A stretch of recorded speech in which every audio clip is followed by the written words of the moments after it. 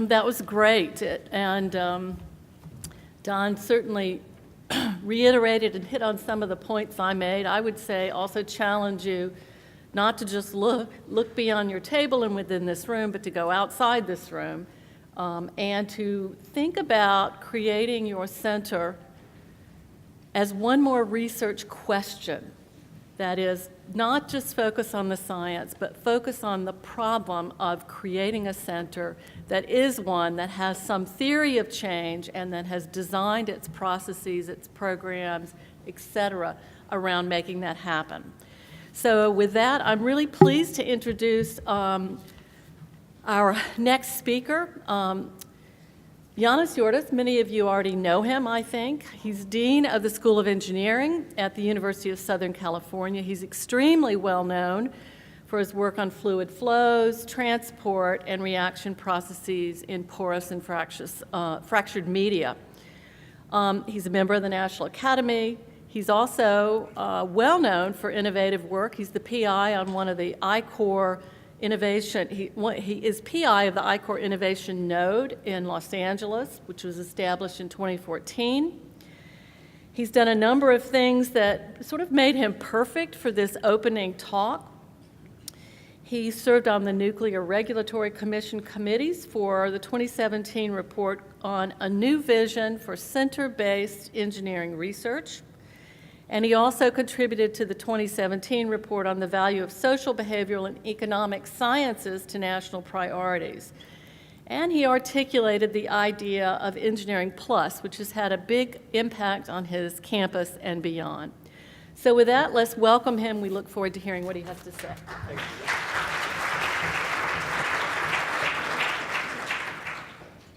Well, thank you very much. I appreciate the wonderful introduction, and then my next challenge will be to create my slide. So it's a great pleasure to be here. I've been in Washington since Thursday, so I kind of looking forward to go home after so many days. But I was asked to come and talk a little bit about this theme, the promise and challenges of convergent research. And so I want to tell you that I will bring in whatever experience and knowledge I have acquired in these capacities. So I've been the Dean of Engineering at USC for 13 years now, and I contributed to the report on the Convergent Engineering Research Centers that came up, I think, last year or the year before. I also participated in creating the Grand Challenges Scholars Program, which started in 2009, along with two colleagues at Duke University and Olin College, which is an undergraduate program. Essentially changes mindsets about what we do in engineering. And I think what Don mentioned here, I think the whole concept behind what we do here is a culture and also how we change mindsets. I think mindsets is the most important thing that we do. I'm not a psychologist, so I am treading in very dangerous fields here by talking about things that I don't know much about, but I believe that mindsets is a very important thing for the success of brick and mortar universities in the future. Because if you think about it, knowledge and skills can be downloaded from the internet.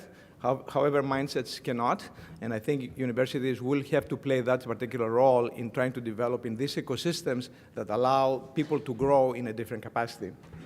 I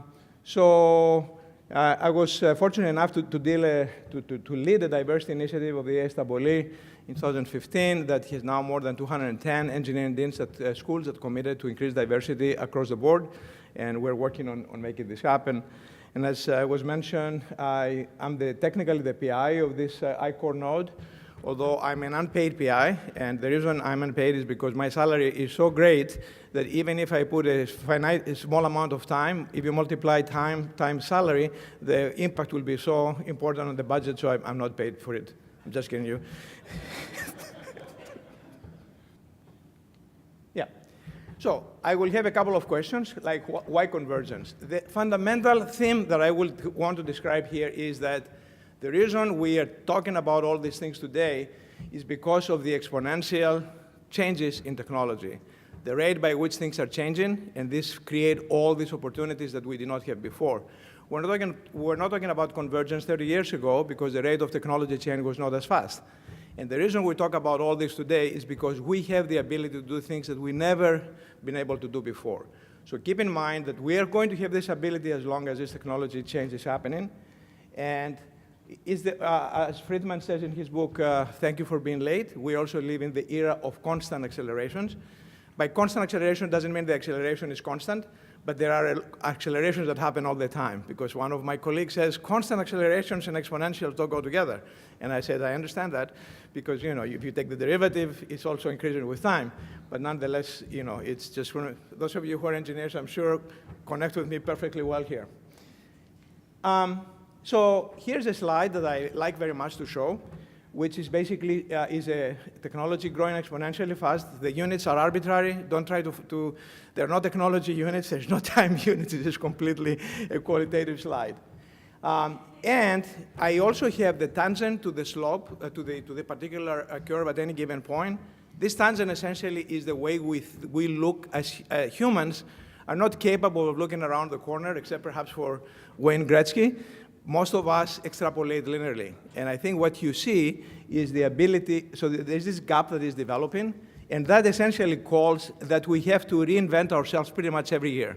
As a dean, when I start the academic year, I say, how do I reinvent myself to make sure that I look at things with a fresh eye, in essence, to try to move up from here to here, and then take another tangent again. And I think that is a challenge that also the ERCs are going to have. How you reinvent yourself as you go through the process, where new things are happening, and perhaps your idea is no longer applicable anymore, and therefore you have to pivot, as they say, and make a change. I will return to this slide because I think it's fundamental to me and helps me actually address a number of issues.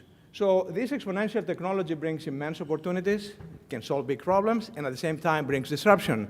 And the disruption is the fact that this gap here is essentially the disruption that you see. And one way to avoid this gap is to go back in time, which obviously you cannot do, because you cannot go back in time. Now, I'm a chemical engineer, so I will show you 3 slides why I believe that Moore's law and everything is basically not applicable to Moore's to circuits only, but it's because technology, I believe in that innovation grows as a chemical reaction. So I know many of you will say, this is nonsense, and I have no experimental data to prove it. However, I'm just going to put it bravely here. If you take linear kinetics, let's assume technology grows as proportional to time. The rate of change of technology is proportional to the technology level itself. Then clearly the exponential, this gives you an exponential. And so you can say, well, that's Moore's law. Okay?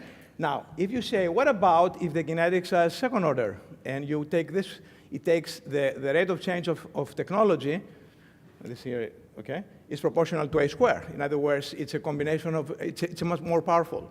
If you integrate this equation, then you get a singularity. I don't know if any of you have heard of Kurzweil, who predicts that there is a singularity in time. I don't know if Kurzweil knows this theory here, but if you make this assumption, you can actually show that perhaps there is a technology evolution that's not only exponential, but actually much faster than that. Is it possible to happen? Kurzweil keeps pushing the time where this happened to, like, I think it was 2030, and now it's going to 2035 or something like that. May happen, I'm not sure. But the reason I think we have convergence is that often a technology B comes because of the product of a technology A. Let's say digital, take biotechnology that's empowered by digital technologies, let's say by information technology. If you make this type of assumption, again, and you assume, for example, that A is digital technology and B, let's say, is biotechnology, you can get then an evolution that has a different exponent. It is not necessarily the Moore's law exponent, but maybe something different. And so here is something that you have an exponential increase, but with a different exponent. This is, for instance, Moore's law for the cost per raw megabase of DNA sequence. So you can see Moore's law is over here and then goes down there. But maybe this is because of this result. Again, this is a particular talk for this audience here, so don't ask me questions that are challenging my theory, but think of it as an attempt to appeal to your mathematics in order to believe that convergence is an important thing and it's going to grow in an exponential way. So much about my theory here. Why engineering? Because engineering is the enabling discipline of our times, and because it's exponentially growing. And I should say that human nature does not change exponentially fast. So actually, I'm not even sure that human nature changes. So if you were to make a difference in the world, let's say try to take advantage of engineering, which grows exponentially, and hopefully human nature will help come along in order to help us solve big problems and that are wicked problems, perhaps, where humans come in and make them more difficult in some way. Don't ask the question, define for me engineering. I was going to raise my hand. And here's my definition. Technology or engineering is leveraging phenomena for useful purposes. I do not use equations. I don't use devices. I don't use algorithms. Simply leveraging phenomena for useful purposes. This is actually an idea that was paraphrased from a book by Brian Arthur, 2008, I believe, The Nature of Technology. It's a really wonderful book to read. And if you think about it, and you look at the engineering technology as leveraging phenomena for useful purposes, it encompasses so many things and makes engineering technology so interesting and appealing to many, many people. And what are these phenomena? If you think in terms of increasing complexity, we started in engineering and technology from physical phenomena. Let's say go back to the ancient times where engineering was basically throwing rocks or building castles and things of that type. Mostly physical and mechanical. Then you have chemical phenomena, geological, groundwater, for instance, biological, much more complex, and social behavioral, which actually the ultimate complexity in my mind in terms of trying to solve problems.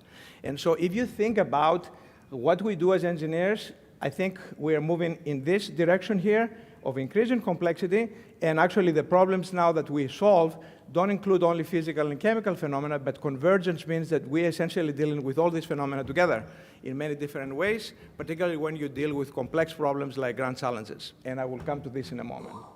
So phenomena can be systems, devices, and tools. They don't have to be simply physical phenomena or chemical phenomena like Arrhenius equations or the photoelectric effect.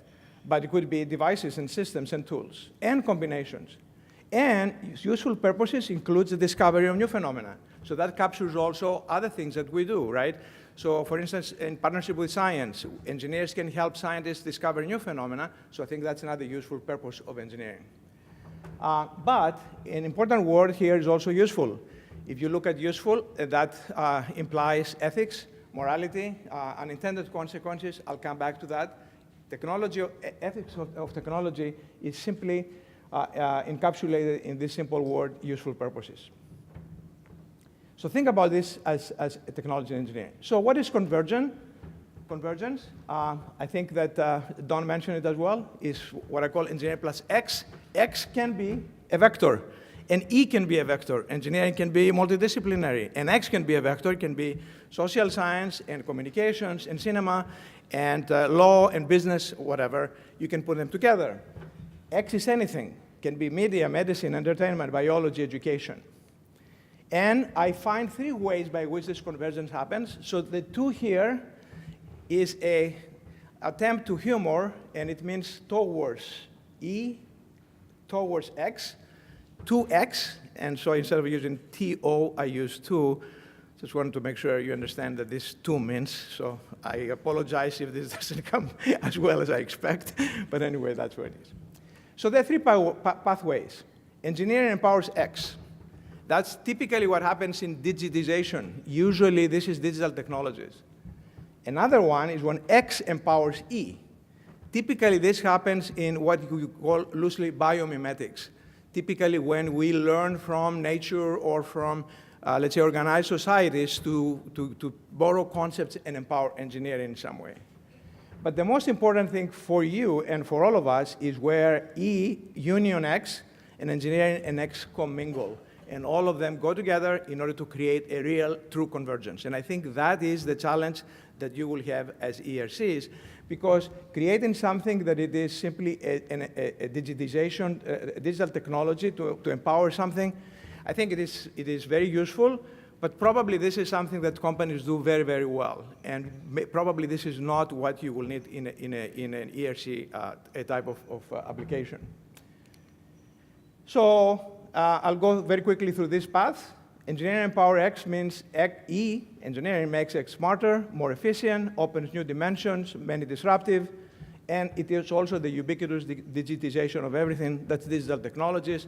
If you read the book by from the MIT Sloan Management School, I forget the title, talks about 3 types of technologies: digital, combinatorial, and exponential.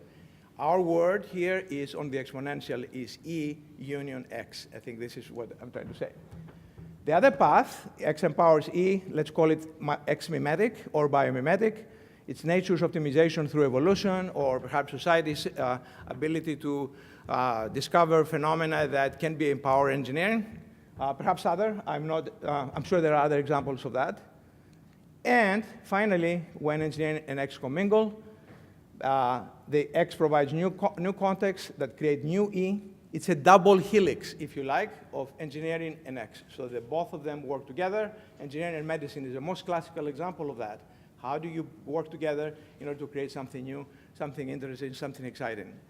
And this leads to what you call exponential technologies. So for me, I think this is the fundamental context of the ERCs. Why grand challenges?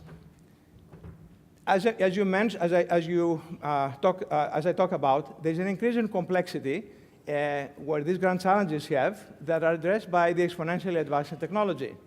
And this allows to tackling grand challenge-like problems. The reason many people talk about grand challenges is not because all of a sudden we discover them. It's all of a sudden we can solve them.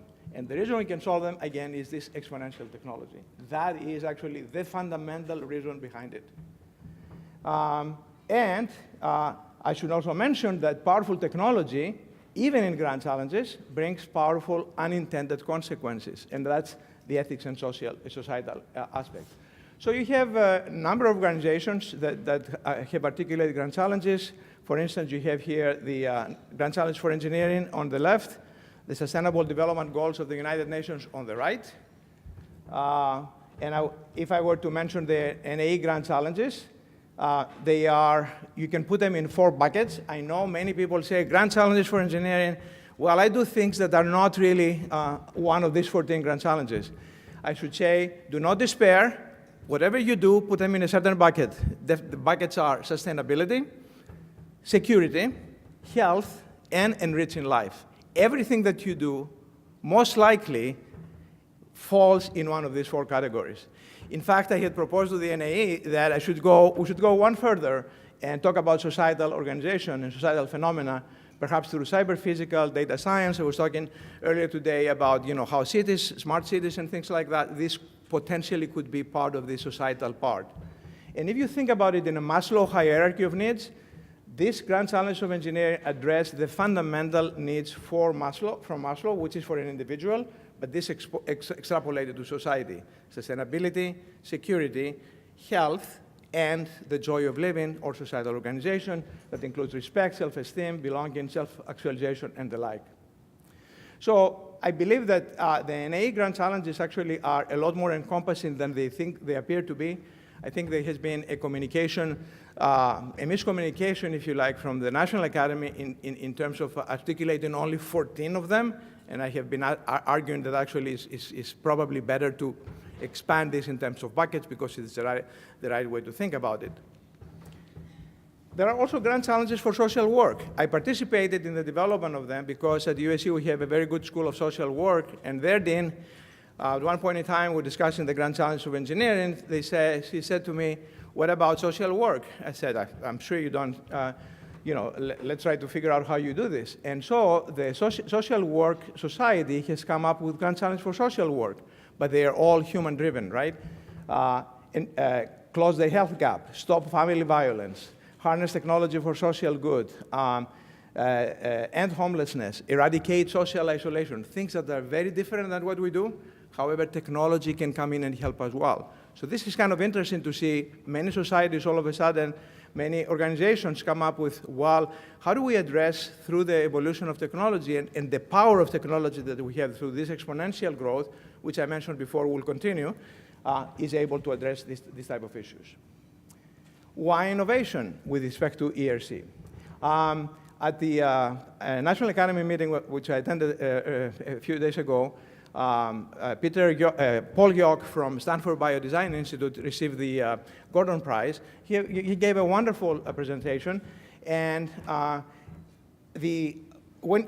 actually I was inspired to get this, to modify my slide in this way. Addressing grand challenge-like problems parallels innovation methodologies. Why? Because the grand challenges identify needs. And then, from these needs, you can then create a distinct statement, formulate a statement. What are you going to do with your, based on this need? Based on which, then you have to create research and invention, and then there have to be outcomes. So actually, there are 4 steps which are very well followed at the Biodesign Institute at Stanford, and it is need, identify needs, condense into a very specific, succinct statement what you're going to do to solve that particular need. And that is very similar to the grand challenges. Then do research and invention for it, and then create outcomes. So it seems to me that if you were to solve a grand challenge problem, it's by definition an innovation problem because it follows exactly the same steps that you have to follow otherwise. In fact, innovation is intrinsically convergent because it's at the intersection of 3 circles: technology, feasibility, business, which is viability, and design, which is desirability. If you create something that's not desirable, it's not innovative, of course it has to be viable, and it has to have the technology to do that. So this is another concept of convergence that actually comes into innovation process. The innovation process is absolutely convergent, but in this time with different convergent items, business and desirability, or human elements as well. Let me give you an example of the need and statements for, Don mentioned the BMES ERC, which is engineering plus ophthalmology. That started in 2003, before the concept of convergence was too popular in some sense.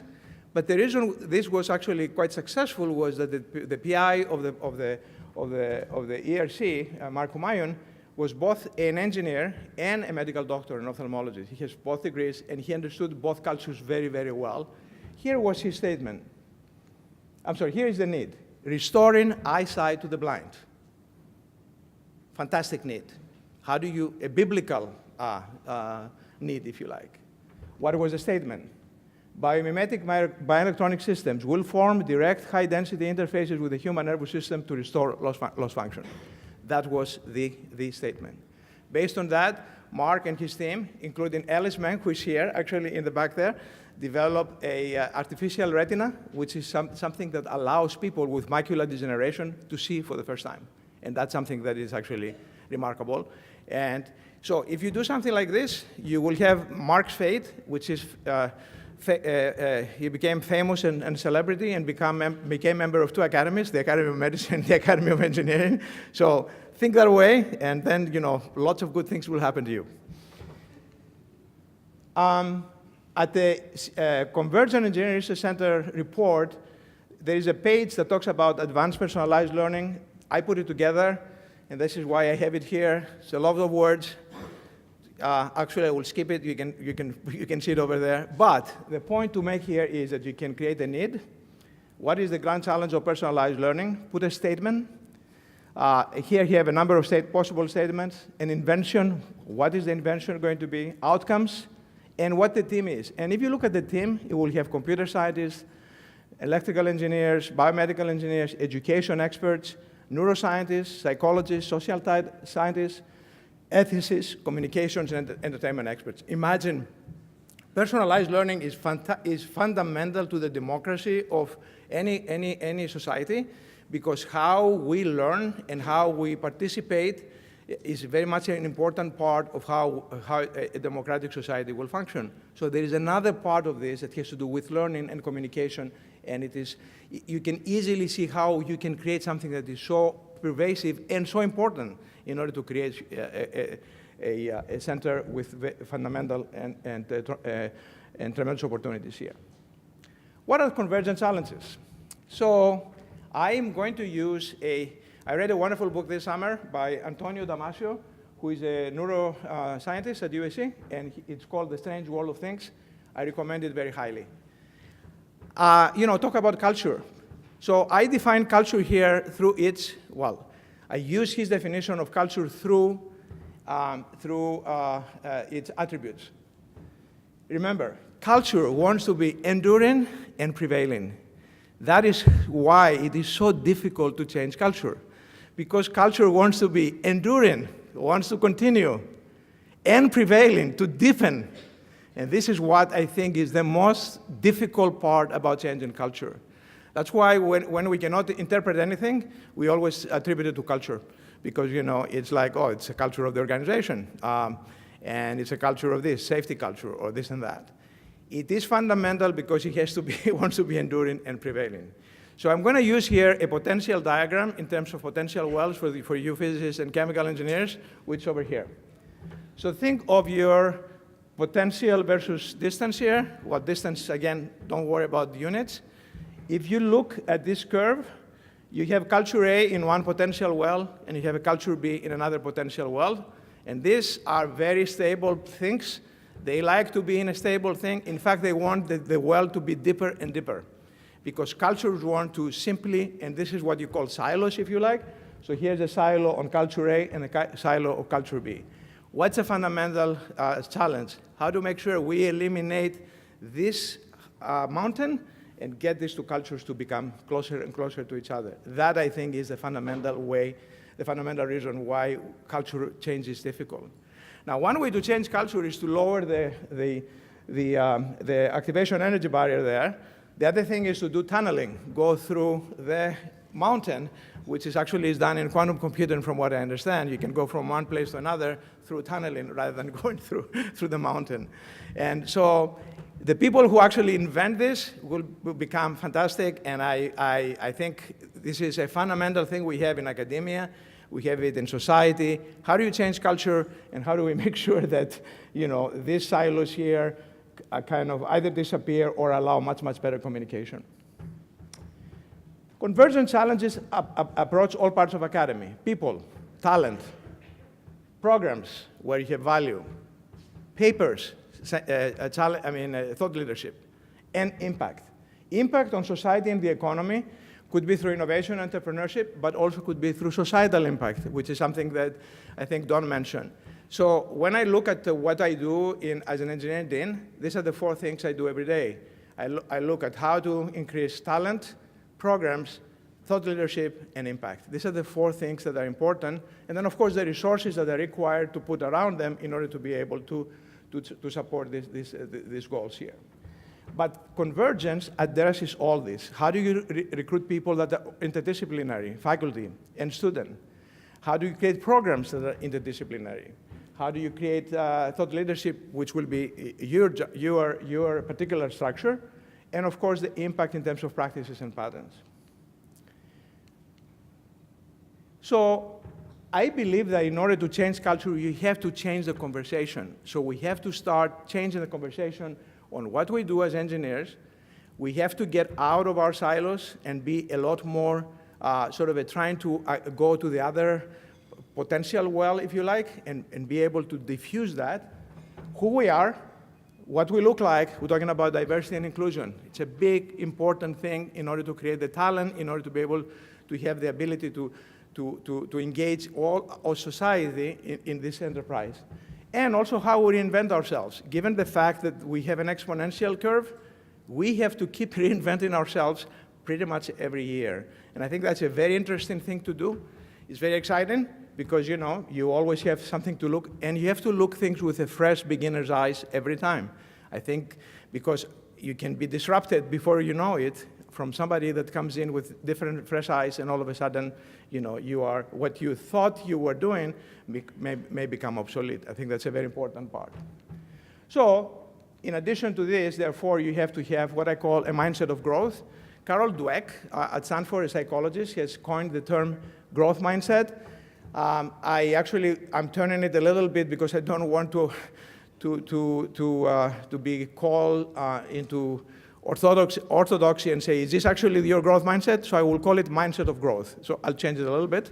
And so that's what so if people ask me that question, I said, actually, I really mean it. I'm inspired by that, but I mean something a little bit different. And in my mind, the growth mindset is how do you make sure that you follow this exponential versus a fixed mindset, which is being rather than becoming. So, classical example, girls are not meant to be engineers. That's the fixed mindset type of thing. The growth mindset is you can actually, change the conversation about all that and go into the becoming part. So I have articulated sort of 5 mindsets to thrive in today's world. The first is to be as technical and scientific as possible. Talent and excellence, you cannot engineer that, you cannot change that. This is fundamental what we do. I call it hug the exponential, to be able to hug this exponential curve and lead it. The second is engineering plus, where X is anything, particularly if it's human-centric. Think of autonomy, think of drones, think of all the ethical issues that will come up as a result of that. Who we are, what we do, what we look like. Innovation in the broadest sense, to help create new markets, new jobs, but also to design the new self. I think that's an important part as well. That's how you reinvent yourself. Our students will have to reinvent ourselves after they go into the market. 5 years from now, they may have to be different than what they are now, because the exponential curve requires that. You have to keep jumping all the time across the gap. The cultural mind. This is the type that I mentioned. Cultural awareness with culture broadly interpreted. This cultural mind can be within your own organization, or it can be, how global, culture here versus, let's say, Asia or some other place. In the past, the cultural mind was about globalization, but I think it is bigger than that. It's how different cultures interact, what culture means, and how do we understand that. And what I call heroic engineering, it's a term that I coined from Megan Smith, who was the third CTO of the Obama administration, which is awareness of the impact to society, particularly the importance of technology ethics, and also what impact we have in society. So here's a triangle for you. Knowledge and applications or skills is typically in most of our curricula, we are down there in the bottom, and we basically play between knowledge and applications. But I think in a brick and mortar universities, we have to also keep moving up in this mindset business and actually move towards a place where we also think along the lines that I just mentioned. And to change culture, you have to set new values, goals, behavior, attitude, rewards, and incentives. And it requires champions. You have to have champions in order to do that. I understand and again, I'm not an expert in this, but I understand that you need about 10% of change agents in your organization in order to be able to change culture. And that's something so it's kind of a percolation threshold if you were to change from one place to another. How you cultivate this 10%, I think is an important part, and something I try to do as much as I can in my own organization.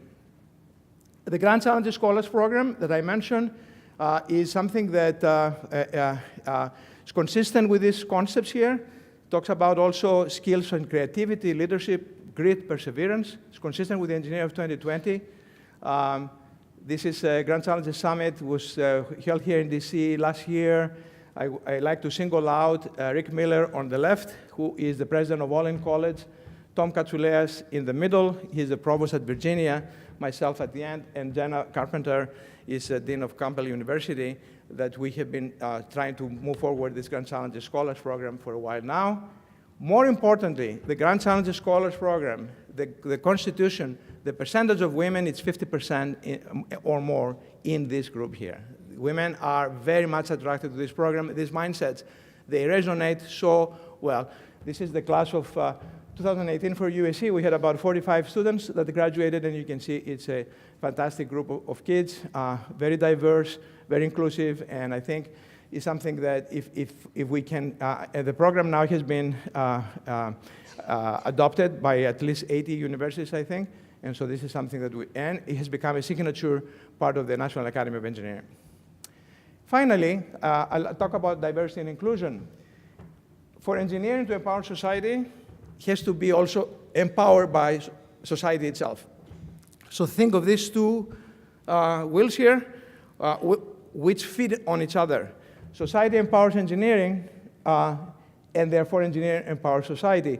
So to me, that's a most important part of how we can utilize the diversity of talent that exists in order to be able to be inclusive and diverse. We have a long way to go. We do many strides. Don't mention the statistics. The statistics are not uniform across all universities. In my own school, the freshman class this year was 45% women, was 44% last year, so I think we're going towards sort of a parity, 50-50 kind of thing between, and I think that this is true in some other places, but not across the nation. So we have created this diversity and inclusion initiative that is now signed by more than 200 schools nationally, and we're pushing hard to be able to make a real change. K through 12 is an important part of how to make this change, because you have to have this this permeate all the way to the younger ages about engineering and the role that underrepresented minority groups, women can play in this and be attracted to engineering. Finally, I will close with useful purposes. I mentioned that technology is leveraging phenomena with for useful purposes. And this brings up issues of ethics, because what's useful to someone is not useful to another. Unintended consequences, complexity, policy, legislation, and regulation, and communication to a certain extent. So I have put together two schematics that are awful, because I'm not a good artist, but you will see them over here. So when you make decisions, you want your decision to be smart, legal, and ethical. So you want to be at the intersection. See, I tried to put some paint there and did not know how to put paint, so I put it that way. Somebody has to show me how to do that. I did it like yesterday night. So decision making that is smart, ethical, and legal. That's the ideal world.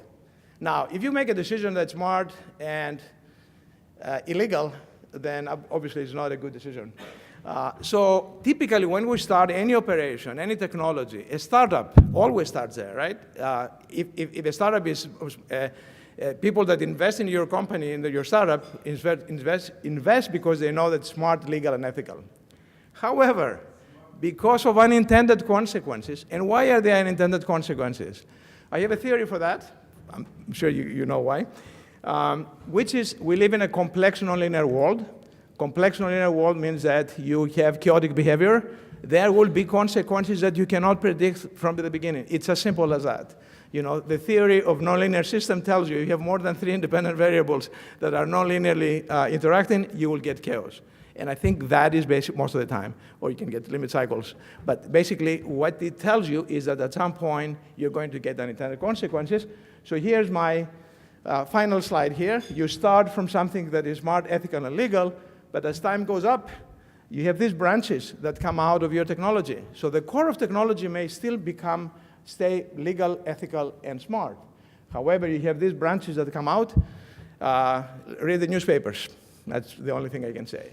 And so the question is, what do you do? Do you need ethicists that can help you in your technology on how it evolves to sort of either predict or try to have a finger on the pulse of your technology or your solution and try to cut down the consequences? What's the role of regulation here? What's the role of society in these unintended consequences? How do we address them? I think these are fundamental to everything that we do. It's fundamental to every technology, because technologies are powerful, and the unintended consequences are equally powerful as a result of the power that exists in these technologies. So I think, to me, it's an important question, and we need to at least educate our students that there are unintended consequences and to be aware of that. So some mnemonic rules: hack the exponential, engineering plus, innovation in the broader sense, the cultural mind, and heroic engineering. If you put all this as a new mindset, I think these are important things. I think we will have engineers being the heroes of the modern society, and I think we can do that in many different ways, because as I mentioned, human nature changes very slowly, technology changes exponentially fast. These two are not going to at any point in the foreseeable future, get along the same page. And I will close with a citation from David Deutsch, The Beginning of Infinity, a wonderful book, a quantum physicist at Oxford, who says, problems are inevitable, but all problems are solvable through science and engineering. So thank you very much.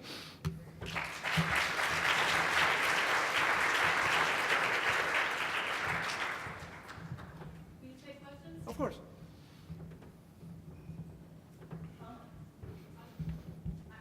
you think that the NSF has fully embraced everything that was in the National Academy's recommendation report that they put out? And could you talk a little bit maybe about, and could you talk a little bit about how that vision of ERCs is similar to or different from STCs? And are they going to keep science and technology centers, or what's going on with that concept? I'm afraid this is outside my domain of expertise. I will give it to Don. The report, we provide the report, and was presented at the NSF. I think it was received well, but I don't know if all the recommendations were taken, and what's the connection with the STC, I don't know. I'm sorry.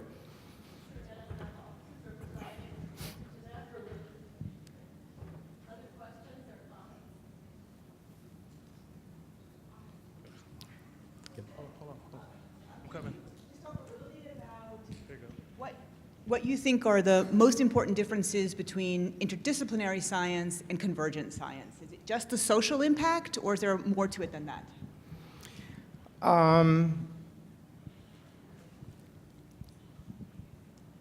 I think the convergent research that we're talking about here is probably driven by sort of a grand challenge type questions.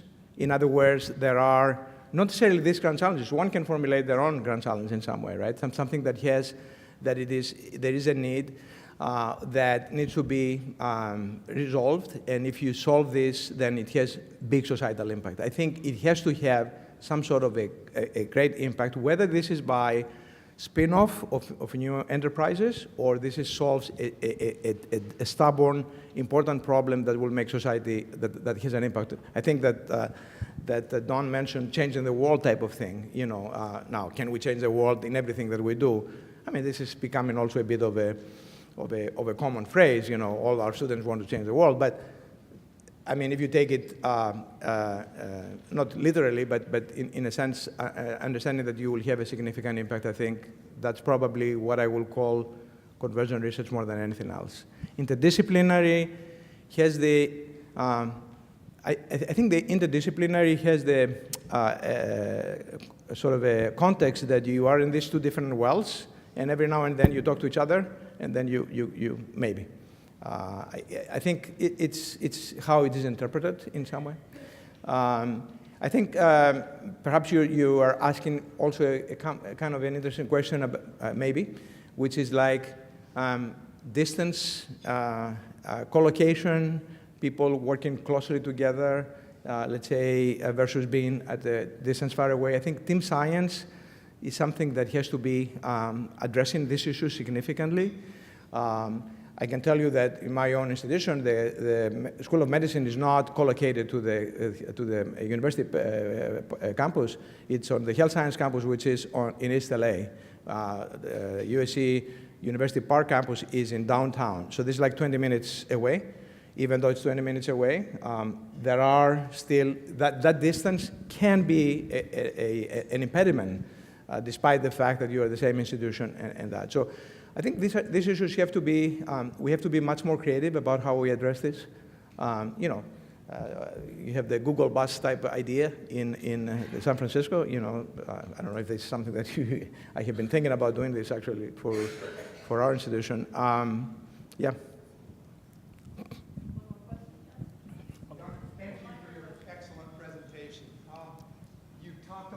Innovation and driving innovation. True innovation necessarily incurs risk.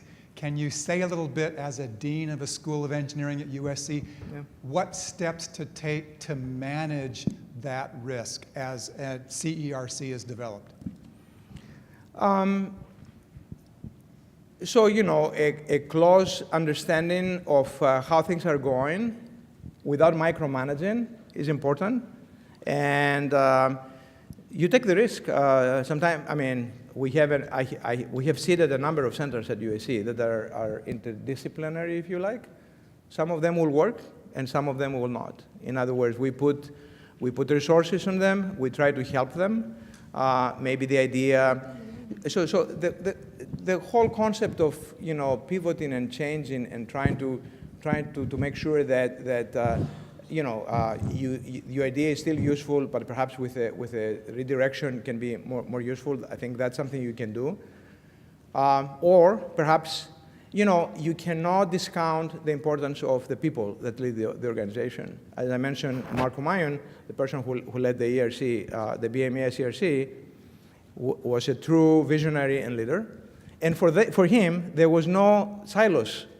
There were no two potential wells because both of them were inside him, because he was an engineer and a medical doctor. So in a way, he understood this concept very, very well. So I think that was a great addition to that. But it is very important that you have to have confidence in people, just like I think VCs have very confidence in the people that run the company, regardless of whether the company is going in the right direction, not the right direction. It's not necessarily only the idea, but it's actually the people that drive that. I think, to me, that's a very important part, and we know that. There is a distribution of quality, and you want to make sure you invest in the people that will actually be able to lead this, regardless of the obstacles. And I think that in that case, you are very comfortable in taking a risk, in my opinion.